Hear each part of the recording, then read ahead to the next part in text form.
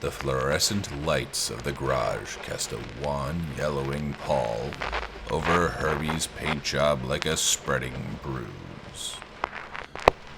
Herbie's trunk yawned open like the mouth of an open grave, and what was inside glistened wetly and made a low, keening noise. Before him, the mechanics kneel, their jumpsuits stripped to the waist, and their skin glistening in the heat that emanated in great heaving breaths from Herbie's open trunk.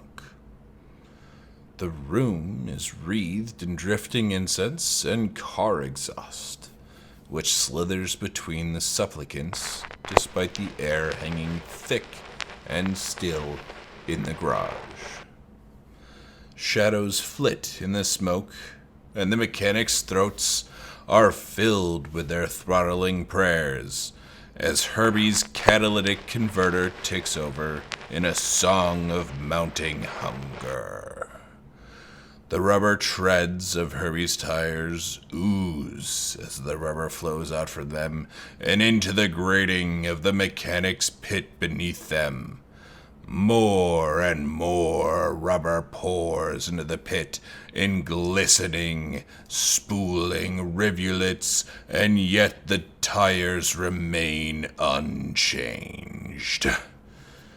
The mechanics sway to their feet, their mouths opening impossibly wide as they sing the hymns of carburetor and tooth, the howling songs of hungry starters turning over into infinity.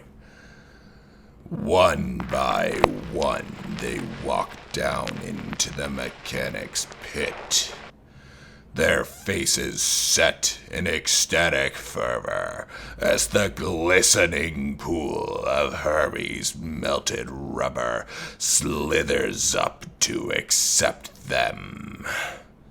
Threads of black snake up around them like hungry vines, covering a soon-to-be-forgotten building. The mechanic's pit is now an unholy cauldron of black tar.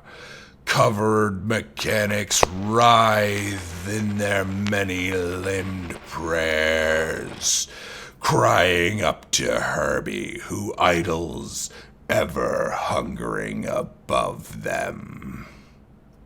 Their eyes shine bright with their joy as they look up at the car that would sit in unhallowed combustion, as they finally sink below the dark pool's surface, their white eyes winking out like stars disappearing from the night sky.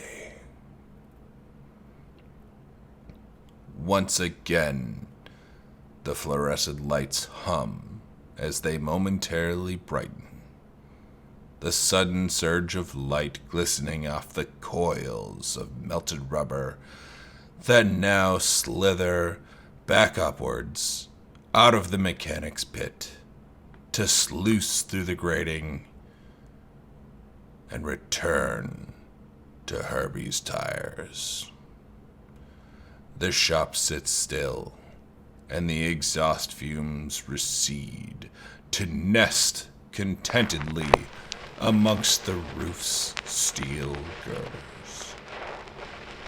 Herbie's muffler thrums and then idles, sated for the present. The lights once again dim, and Peter Thorndyke reverently places the yellowing "Help Wanted" sign back in the window.